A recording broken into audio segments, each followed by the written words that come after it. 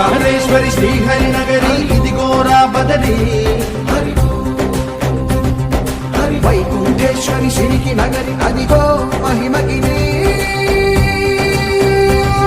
ఈ కొండపై మా గండగా ఆ విష్ణు పాదమే వెలసింది వేదాలనే విభజించిన శ్రీ వ్యాసపీఠమై నిలిసింది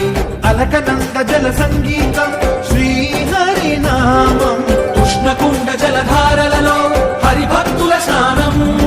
జ్ఞానం మోక్షం మొసగే వైకుంఠ